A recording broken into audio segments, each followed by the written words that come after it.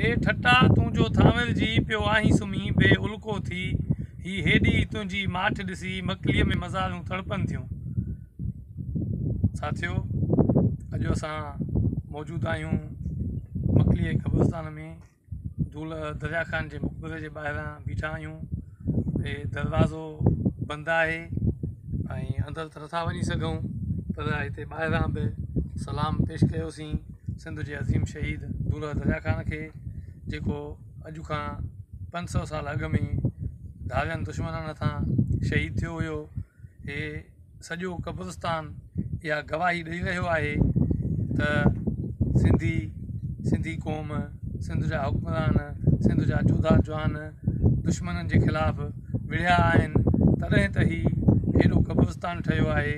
ऐं हीअ हिकिड़े नालो हिन जो त मकलीअ जे नाले सां मकलीअ जो क़ब्रिस्तान आहे, पर जे ईअं चऊं त शहीदनि जो क़ब्रिस्तान बि आहे। हा, हिते धारिया कातुल जेके बि हिते दफ़न थियल आहिनि, तंहिंजे करे हिनखे शहीदनि जो क़ब्रिस्तान नथो सॾे सघिजे। ऐं हे मकलीअ जो क़ब्रिस्तान आहे। हिते जेके धारिया दुश्मन आया, जन अचे हिते ठटे जा कुतुब खाना साड़िया, ऐं हितां जे हुक्मरान असुली जेके हितां जा बाशिंदा हुया, हितां जा जेके रहवासी जेके हितां जा हुक्मरान हुया, हितां जा माण्हू हुया, उन्हनि ते पंहिंजा कानून लागू करण जे लाइ पंहिंजी ॿोली, उन्हनि जी जेका पंहिंजी मादरी ज़बान हुई सिंधी ज़बान, उन ते पाबंदी लागू करणु ऐं उन सां गॾु ॿिया हिकिड़ा तमामु घणा पंहिंजे मक़सद जा जेके कानून लागू करण जे लाइ हिते आया।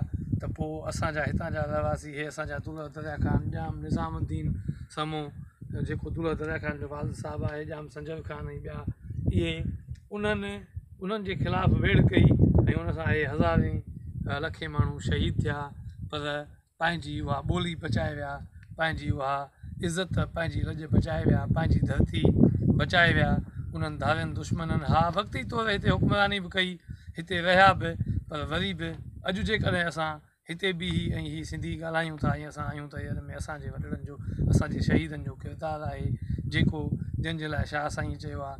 ऐं यकीननि ईअं ई थियो आहे त कांध मुंहं में धकिड़ा सेकींदे सूंहां, तां पिणु लॼ मरां जे हुअसि पुठ में, त हिननि उहो उन ते पूरो लथा आहिनि शाह साईं जे शेर ते, त हिननि पुठियां धक न खाधा आहिनि, हिननि अॻियां साम्हूं धक खाई ऐं शहादत माणी आहे।